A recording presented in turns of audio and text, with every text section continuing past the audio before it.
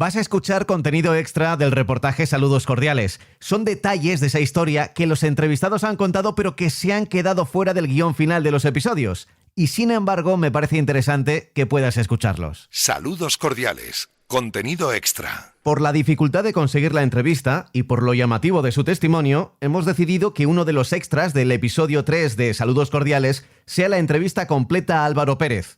El Bigotes, como se le conoce popularmente, lleva en prisión desde el 14 de febrero de 2017 y si cumple toda la pena, algo que no suele ocurrir, no saldrá hasta febrero de 2029.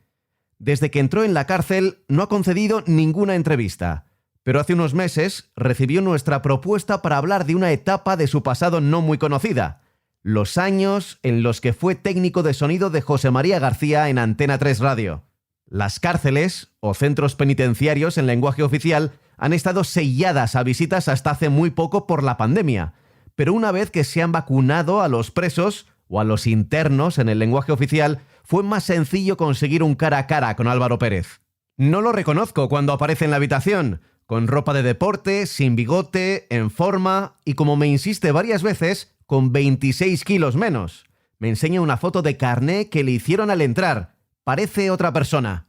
Nos sentamos uno enfrente del otro, en la misma mesa, separados por una mampara transparente. Un micrófono para él y otro para mí, con mucho eco.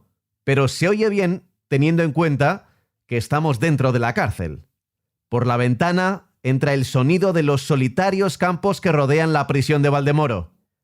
A pesar de que recibe visitas habitualmente, es su primera entrevista en la cárcel y tiene ganas de hablar. Le doy al botón rojo de la grabadora y empezamos. A ver, vamos a ir al comienzo. Empiezas en la radio en Antena 3, entiendo, ¿no? Sí. Bueno, hice la mili en Melilla.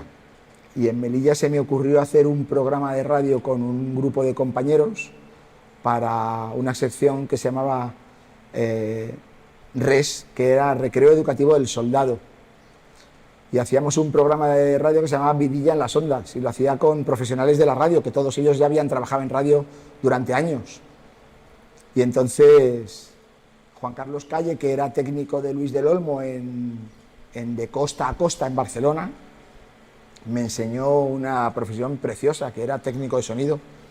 Y durante 1 año y medio, casi 2 años, fui técnico de sonido de aquel programa de radio que hacíamos en Melilla, y cuando llegué aquí a Madrid, pues intenté entrar en la cadena SER, pero Fontán me dijo que no, que era muy difícil porque las pocas plazas que había eran para los hijos de los profesionales que ya trabajaban en la cadena SER. Pero un técnico de sonido de allí, un jefe de emisiones, me dijo que se iban un montón de gente a trabajar a una emisora de radio que se iba a crear, que se estaba creando, donde iba a trabajar José María García, que se llamaba Antena 3 y que fuera a preguntar allí porque necesitaban gente para trabajar. Y efectivamente. ¿Fuiste a preguntar? Fui a preguntar, y en una sala que me hicieron esperar allí un ratito, que estaban pegando la moqueta en la calle Oquendo, ahí al lado de la calle Velázquez, pues una chica me preguntó: ¿qué vienes a trabajar? Y dije: pues sí, voy a intentarlo y tal. ¿Fumas? Pues no, yo no fumo. ¿Y tú sí y tal? Es que estoy súper nerviosa, me llamo Nieves Herrero. ¿Y tú? Y así conocí a Nieves, ¿no? Y fue una etapa magnífica de mi vida, ¿no? Lo pasé muy bien. Primero me fui 3 años a Melilla a trabajar con Julián Romaguera, a dirigir técnicamente una emisora que se abrió allí justo cuando yo llegaba. Se iba a abrir Antena 3 de Melilla, ¿no? Me lo dijo Miguel Ángel García Juez, que desgraciadamente ha fallecido no hace mucho tiempo, ¿no? Y con el que me unía una magnífica amistad. Y entonces me dijo que se iba a inaugurar Antena 3 de Melilla, y le dije: pero si yo en Melilla conozco a todo el mundo y conozco esa ciudad, he estado 2 años haciendo un programa de radio allí. Y me fui ahí a trabajar. Y cuando a los 3 años aproximadamente, una decepción amorosa me hizo decir que me volvía a Madrid a trabajar, y dije: se acabó. Y cuando llegué a Madrid a trabajar, pues me colocaron de técnico de sonido por las tardes. Estábamos trabajando por las tardes, grabando pues cortes que tenía que grabar Alfonso Usía, Carlos Pumares. En fin, yo grababa todo lo que llegaba, o grababa una cuña, o grababa de todo, ¿no? Y una tarde, cuando llegué, el director técnico de Antena 3, Juan Antonio Nieto, me dijo que que me fuera a ver a José María García, que había habido un problema, y fui a ver a José María García, y Gaspar Rossetti me dijo, prepárate, tío. Y le dije, es que no sé qué ha pasado, porque claro, yo conocía a todos los de deportes de grabarles cosas a lo largo de la tarde, ¿no?, para el programa, pero... Y entonces me dijo que había habido un problema con el técnico que hacía el programa suyo, que era Juan Antonio Navarro, un tipo fantástico, enorme, grande, que yo creo que se fue a trabajar a la cadena SER durante años. Y que a partir de esa noche haría yo el programa. Y así llegué al equipo de José María García, ¿no?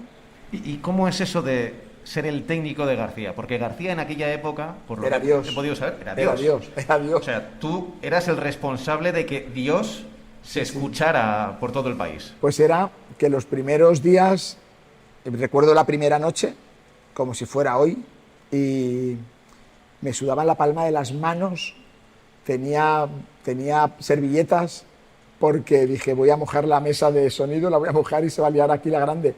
Pero como si hubiese estado, no sé, 10 o 12 horas haciendo deporte, ¿no?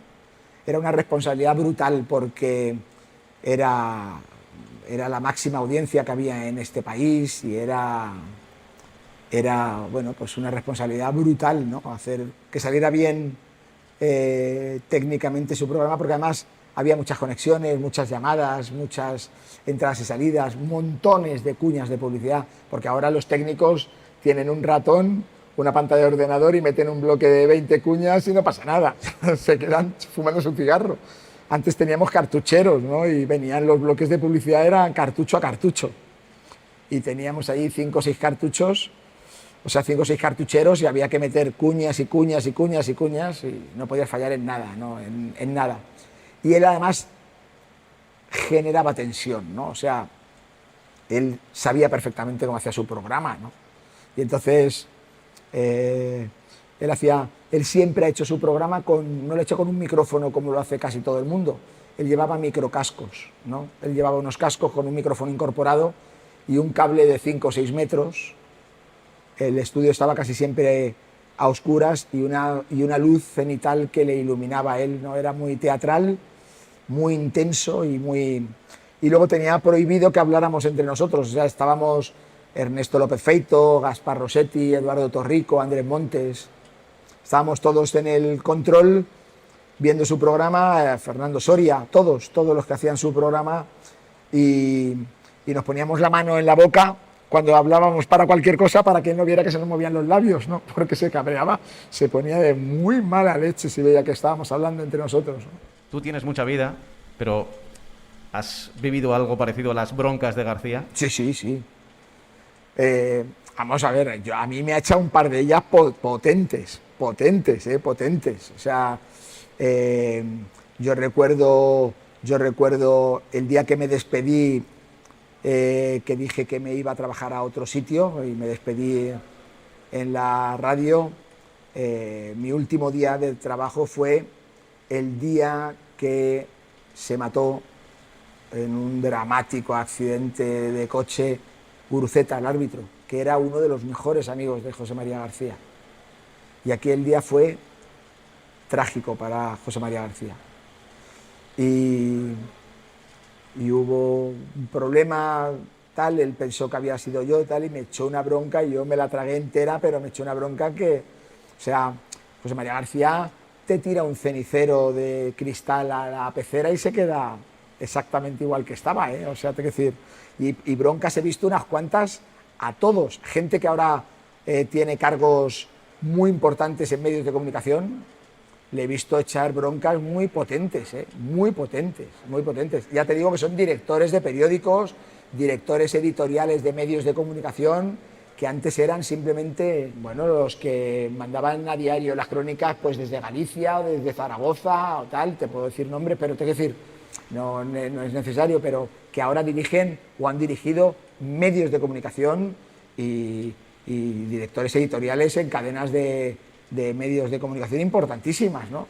Y que a diario decían, conectamos con Zaragoza y tal, o entraba Daniel Yagüerri o Vieito Rubido, o sea, es decir, gente que entraban cada vez que hablábamos, o los fines de semana cuando hacíamos el carrusel, eran los que retransmitían el partido desde desde el estadio de fútbol de esa zona, ¿no? Entonces, y ha sido muy, muy bestia echando broncas, ¿no? Muy bestia. Yo he visto a tíos hechos y derechos decirle: te vas a cagar, tío, va a entrar el butano ahora y te va a meter una que te vas a enterar por no entrar. O sea, y estaban, los oías sus dientes golpearse unos contra otros, esperando a que José María le metiera el viaje, ¿no? Pero luego, no he conocido a nadie, absolutamente a nadie, que defendiera a su gente como la defendía él. Decir que tú eras del equipo de José María García en un problema, él daba la cara por ti siempre, siempre, siempre. Era intenso trabajar con él, pero por otro lado era una pasada. Te sentías muy bien trabajando con él porque estabas en el mejor programa de radio de la radio española, ¿no? ¿Y cómo era ese momento en el que suenan las señales horarias, son las 12 de la noche y tú le das no sé si era un play o una cartuchera, pero le das a la sintonía, play a la sintonía y empieza a sonar ahí Simple Minds? Pues mira,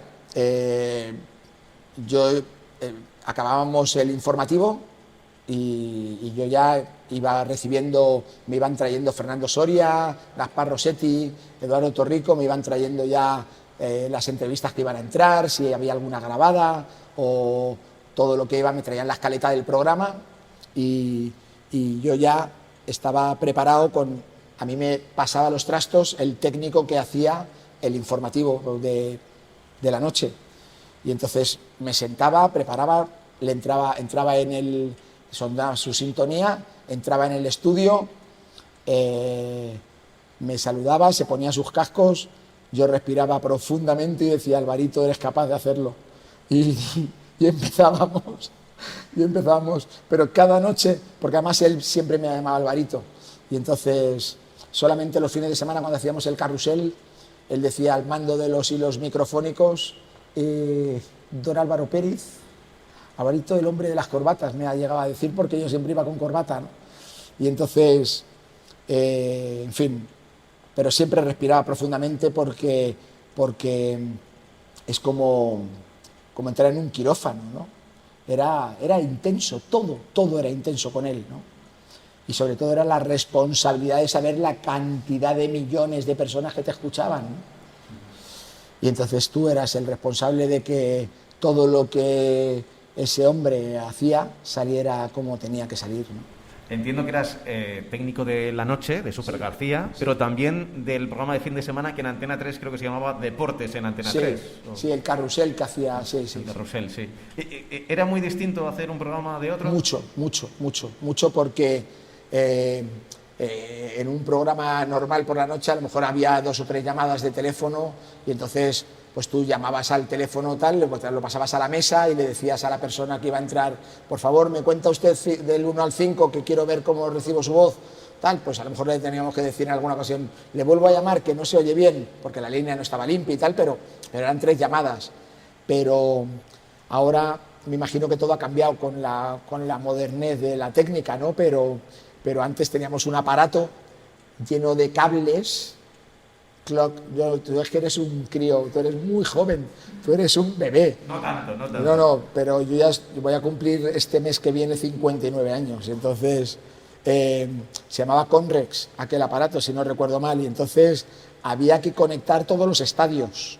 Y además había que conectar a los que no estaban en los estadios.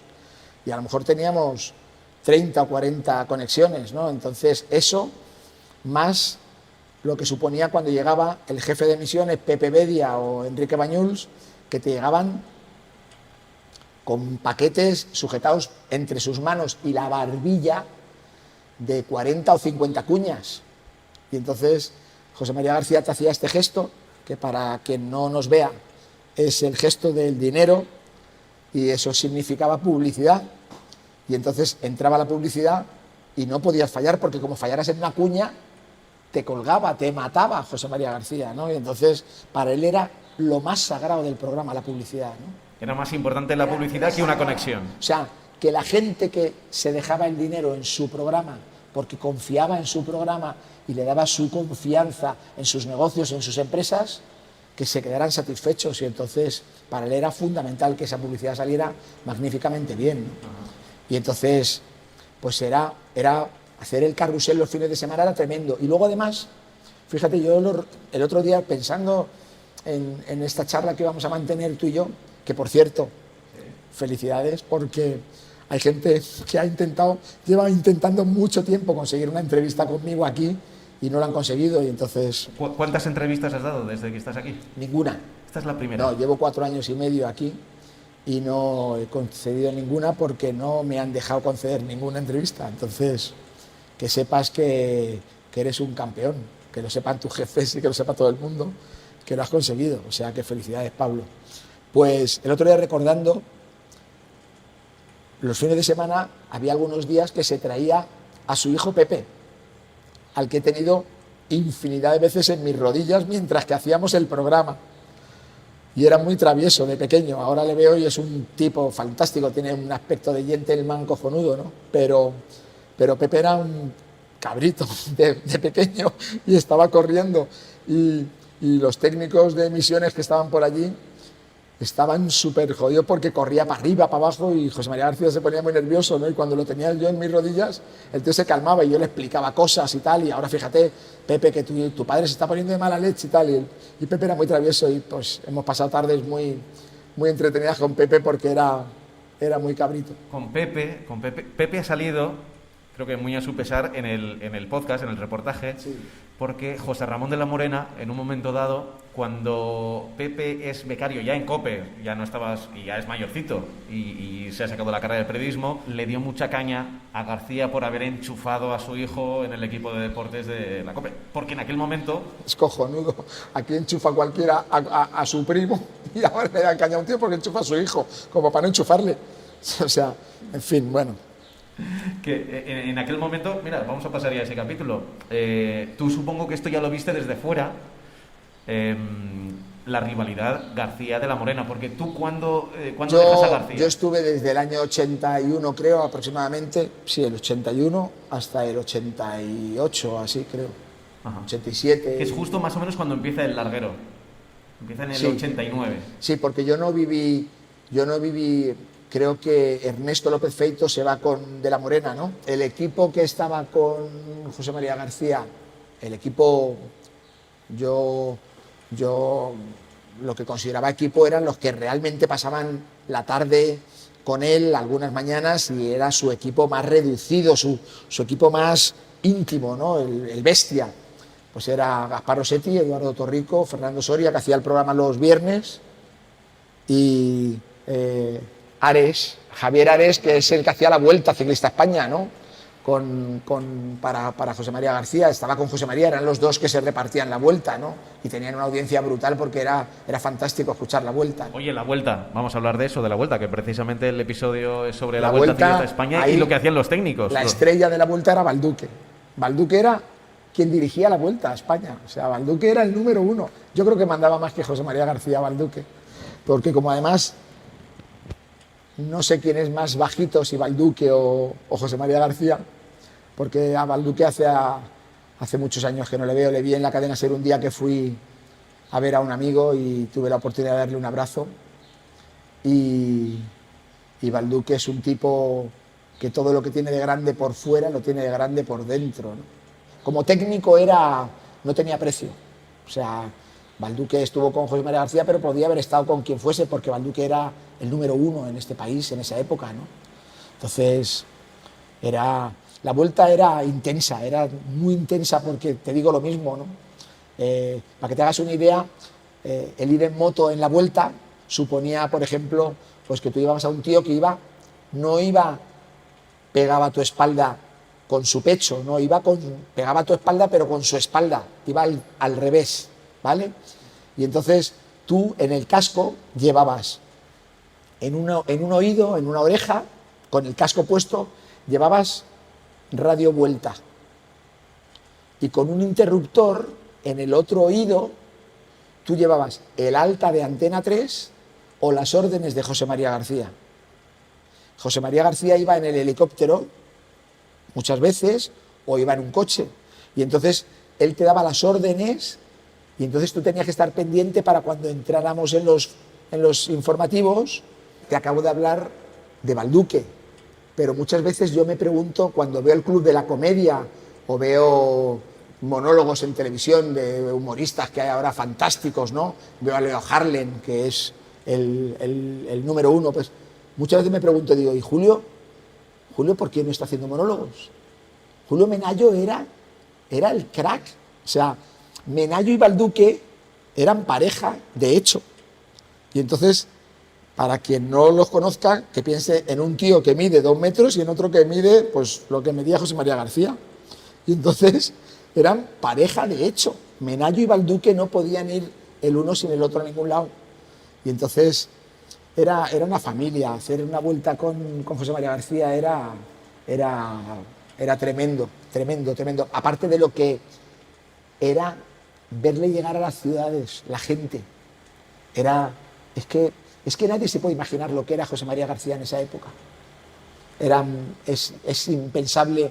Hoy en día es muy difícil ser o tener ese nivel. Ahora mismo en la radio, para mí solamente queda una persona, los Luis del Olmo, los Gabilondo, todos estos ya han desaparecido, desgraciadamente para la radio, ¿no? José María García. Ahora para mí solamente queda un maestro de maestros, que es Carlos Herrera. Pero se ha acabado ya. O sea, ahora radio, hay mucha gente en la radio, sí, se reparten las audiencias y tal, y se ha perdido el respeto, ¿no? Ahora sueltas a un montón de pipiolos a hacer entrevistas por ahí, a ver quién insulta mejor y más. Y salen un grupito de gorrioncillos que acaban de salir de la universidad a insultar. Y si insultas mucho y bien, pues te dan curro. Y a lo mejor incluso llegas a estar de tertuliano o tontuliano en alguna tontulia, ¿no? Pero en esto consiste ahora. Pero haciendo radio ahora mira, en Onda Cero está haciendo el programa Carlos Alsina, que estaba con Javier Ruiz Taboada, que es un número uno haciendo carruseles deportivos, bueno, haciendo lo que hagan. Haciendo lo que hagan. Yo tuve la oportunidad de hacer el único evento que se hizo en el Bernabéu, en el centenario. Fue a mí a quien se le ocurrió, como el ayuntamiento le había puesto una multa al Real Madrid por destrozar el jardín de la Cibeles y un brazo, acuérdate. Entonces yo dije que como en 100 años siempre había ido el Bernabéu a la Cibeles, que por qué no iba a la Cibeles al Bernabéu para celebrar el centenario.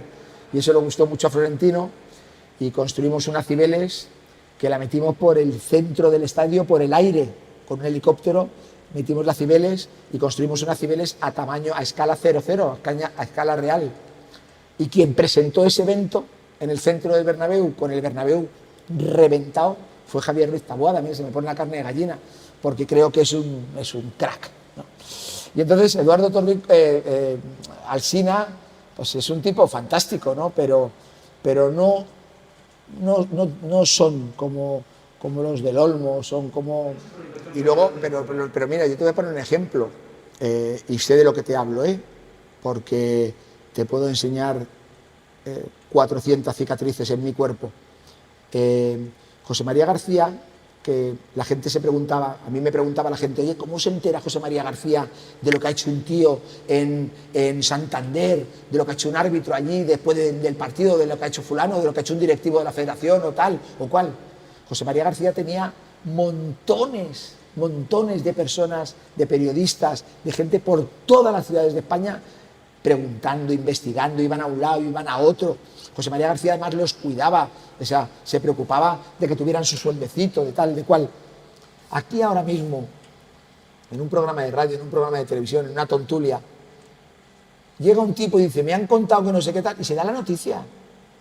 Y punto, y ya está, y no la contrastas, no preguntas, no mandas a un grupo de personas a investigar, a preguntar, a contrastar. Yo conozco a mucha gente que está haciendo ahora programas de radio o programas de televisión que me conocen hace muchísimos años, muchísimos, y que era facilísimo para ellos llamarme y preguntarme, oye Álvaro, ¿me puedes contar, a ver si quedamos para tomar un café y cuéntame esto de la Gürtel, qué coño es? No me ha preguntado nadie. Oye, ¿y por qué? Antes me has dicho que nadie te ha dado, no, que no has dado entrevistas, pero nadie las ha pedido, si las habrá pedido. Sí, las ha pedido mucha gente, pero no se les concede, no se les da permiso, no lo sé. Pero tú tienes que dar permiso también, ¿no? Sí, yo también, pero yo estoy encantado de recibir gente. Sí, aquí, yo sé que ha pedido entrevistas, Évole, por ejemplo, sí la ha pedido, ¿no? Y más gente que ha preguntado, y oye, ¿qué hay que hacer? ¿Cómo se puede hacer? ¿Cómo tal? ¿Cómo cual? Para verte, para... Además, tú lo has conseguido. Si lo has conseguido tú, lo pueden conseguir otros, ¿no? Y aparte, yo creo que es un derecho constitucional el poder hablar con alguien y contarle lo que sientes o lo que padeces. Es que no te pueden privar de eso. Claro, es imposible que te lo priven, pero bueno. Oye, tú desde fuera, ¿cómo viviste el tema García de la Morena? Porque me dices que dejas Antena 3 justo en el 88... Yo lo viví con tristeza porque no entendía nada. Y ¿sabes lo que pasa? Que yo creo que una cosa es lo que oímos, o sea, a veces es más el ruido que hay alrededor que el real. A veces suenan mucho más los cañones sin perdigón que el daño que hacen los perdigones. Porque yo no tuve la oportunidad de preguntarle a José María García, oye, ¿es verdad que os estáis matando entre vosotros? Sí, se tiraban cuatro dentelladas y tal públicamente, pero yo creo que era más lo que la gente estaba disfrutando por la guerra que se estaba montando que lo que realmente hubo entre ellos. Porque ellos se respetaban. Yo he visto a José María García, o sea, yo tuve el privilegio de estar sentado cuando me dijo José María García que iba a entrar el Rey en directo. Nadie había conseguido que el Rey entrara en directo. Nadie en este país.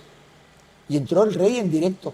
Una noche para hablar de fútbol con José María García. Y le dijo que te escucho muchas noches, que eres muy malo, que te metes con mucha gente. Y José María García le dijo, yo me meto con gente, pero estamos locos. Tal. O sea, te quiero decir, tuve ese privilegio, ¿no? Tú estabas en la mesa. Yo estaba en la mesa sentado. O sea, tú pinchaste al Rey. Yo pinché, sí, yo hice así y dije, ahora entra. Que por cierto, me decías antes de las broncas de José María García. Claro, queríamos probar la línea, ¿no? Claro, pero yo pensaba que no me iba a coger el teléfono el Rey. Entonces, llamamos al teléfono cuando nos dijeron, a mí me trajo un número de teléfono Gaspar Rossetti y Fernando Soria y me dijeron, tienes que llamar aquí para que se ponga el Rey. Vale, y yo pensaba que se iba a poner un ayudante. Y entonces yo pensaba decirle, cuénteme del 1 al 10 para coger señal. Fue él el que cogió. Y me decía Fernando Soria y Gaspar Rossetti me decían, no se te ocurra decirle que cuente. Y yo le decía, ¿qué hacemos, tío? Si no se oye bien, nos va a colgar José María, nos mata. Que no, tío, no se te ocurra decirle. Entonces tuvimos suerte y fue fantástica la noche, pero... Oye, pero ¿sabes qué? Me estás diciendo que hablaste con el Rey. O sea, que en un momento de vuestras vidas paralelas os juntaste. Estábamos en el control. Claro, yo estaba sentado en la mesa y entonces, además, ten en cuenta que era, como estaba a oscuras el estudio donde estaba José María García, había un reflejo muy intenso, entonces yo me veía perfectamente reflejado cada noche en la pecera y a mi alrededor sentados en sillas o en taburetes el resto del equipo, ¿no?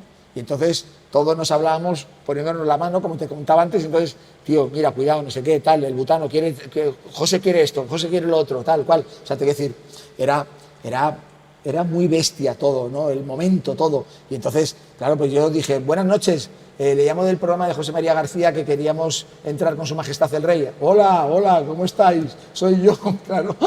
Y yo dije, ahí te quedas cortado, no sabes decir majestad, señor, ¿no? Te quedas cortado, ¿no? Y ten en cuenta, yo voy a cumplir 59 años, pero en el año 82 o algo así, que creo que fue aquella noche, pues yo era un crío, tenía 20 y tantos años, ¿no? Entonces, pues era muy... Bueno, y el Rey era el Rey. El emérito era el Rey.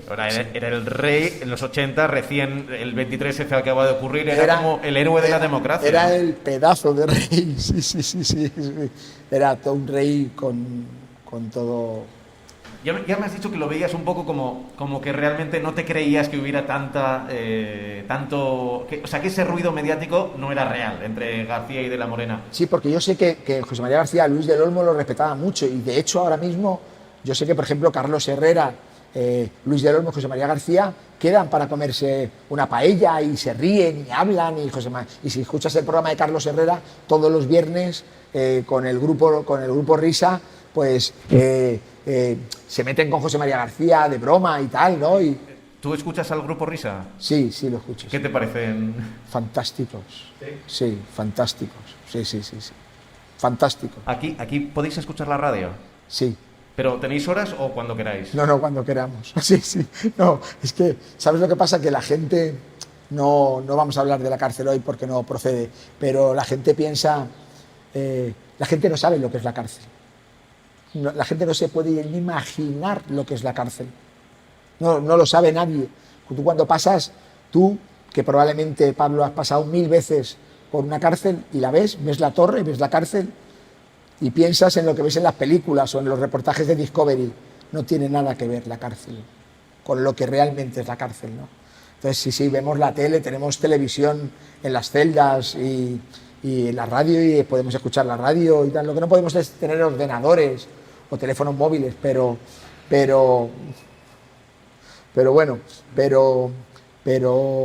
por lo demás, sí, vemos la tele y la radio.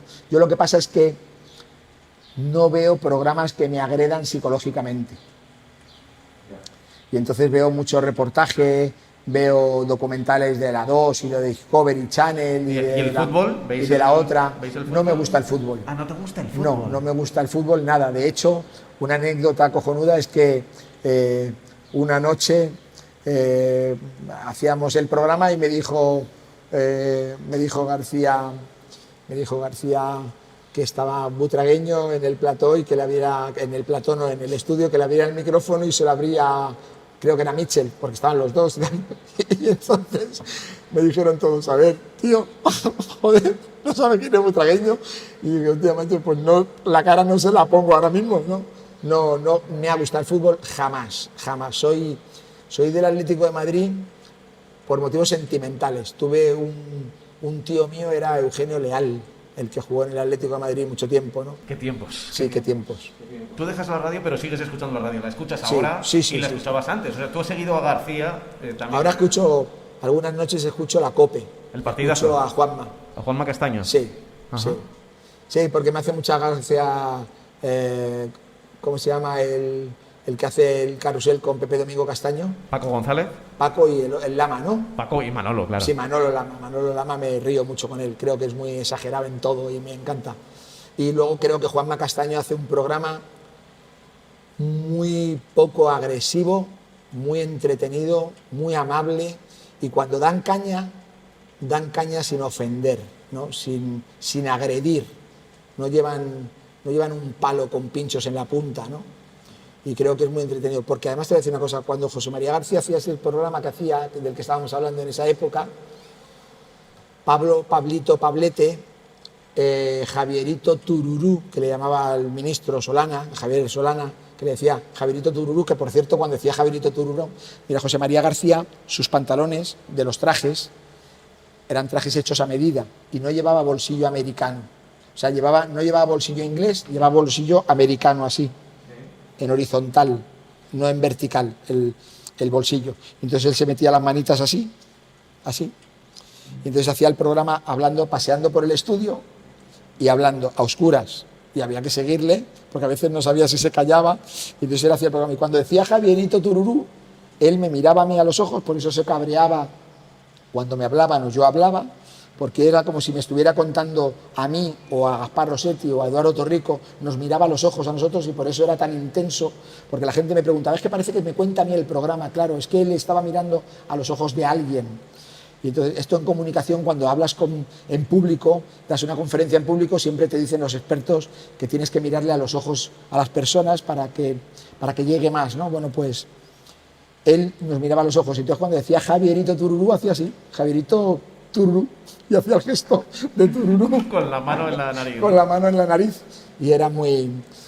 Y entonces, pero Javierito Tururú, o Abrazafarolas, o Correveidile, o Pablito Pablete, no es la manera de ofender que tienen algunos periodistas ahora, ¿no? Ya. Que son nocivos, son dañinos, son perjudiciales para la salud, ¿no? De hecho, y gracias a Dios por eso tienen las pocas audiencias que tienen, ¿no? Se les amamanta por lo que se les amamanta, ¿no? Pero es por otros motivos, no por un exceso de audiencia pero eran programas. De La Morena empezó a hacer otro tipo de programa, no era como el de José María García, era menos incisivo, pero era divertido, era muy divertido, y entonces la gente empezó a elegir qué quiero, la caña de José María García o la fiesta de La Morena. Y entonces se repartían las audiencias, porque claro, hubo una época en que José María García no repartía audiencia con nadie,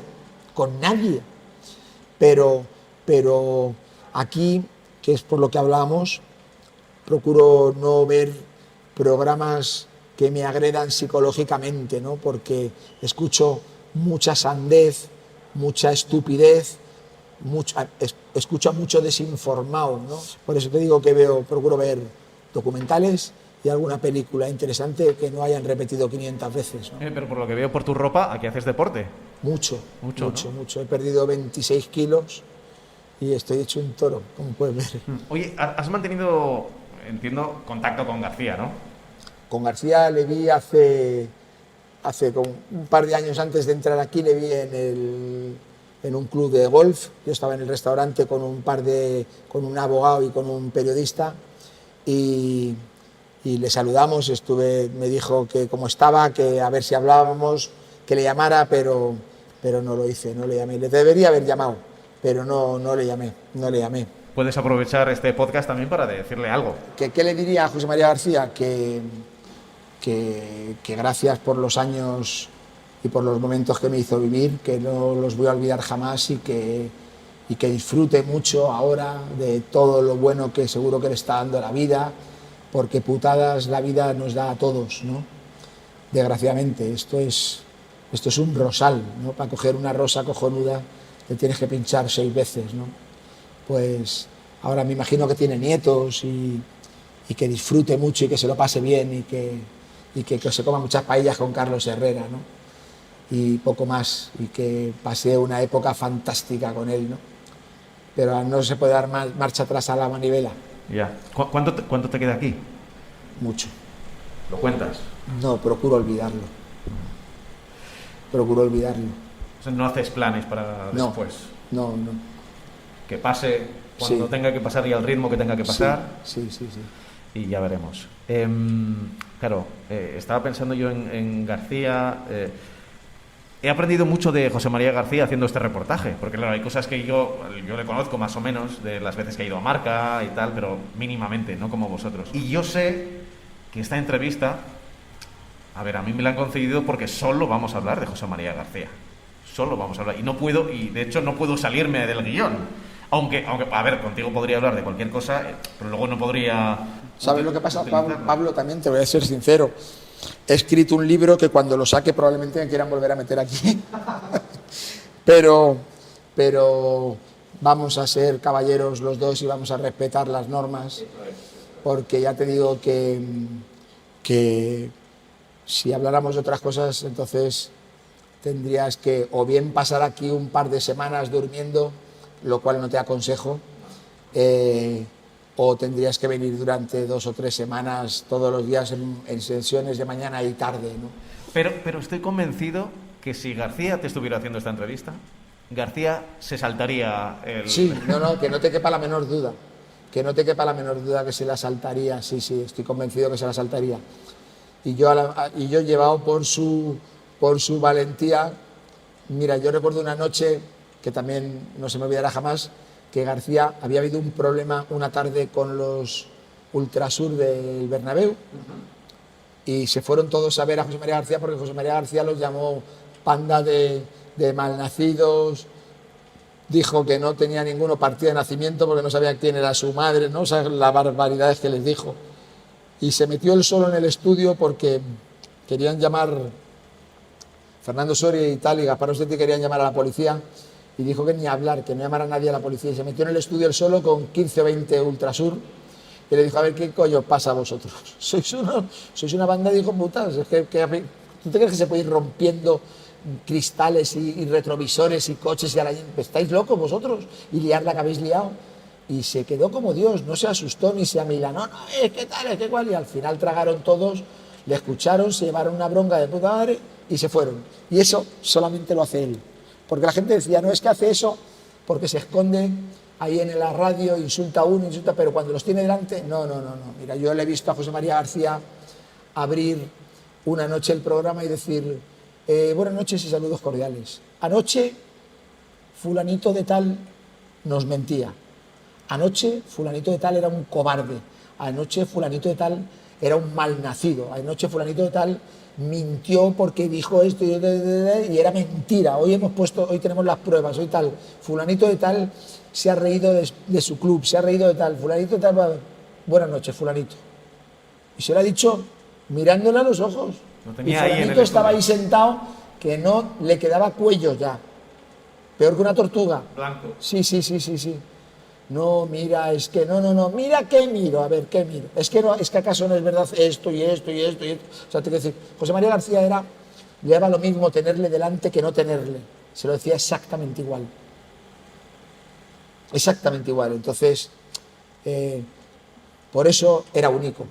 Era único. Por eso yo no me atrevo a saltarme lo que haría García y aprovecharía el momento para preguntarte no sé qué, porque yo soy periodista deportivo y no... Pero aún así sí que te doy la oportunidad de preguntarte, a ver cómo lo hago para que sea correcto. Si estuviera aquí García, ¿qué te preguntaría que tú quisieras contestar? Cuéntame la verdad de la Gürtel. Y se la contestaría. Estaría encantado, porque además, ¿sabes lo que pasa? Que yo sé que él no se iba a quedar solamente con mi verdad, él contrastaría mi verdad. Él metería el dedo hasta el final para saber si le he mentido o no. Y si no le he mentido, me defendería con uñas y dientes. Entonces, ¿no sabemos la verdad de la Gürtel? No, que va, para nada. No la saben muy pocos. Muy pocos. ¿Y cuándo vas a contestar a esa pregunta? En cuanto salga de aquí. Espero no morirme antes porque no me voy a quedar con esas ganas.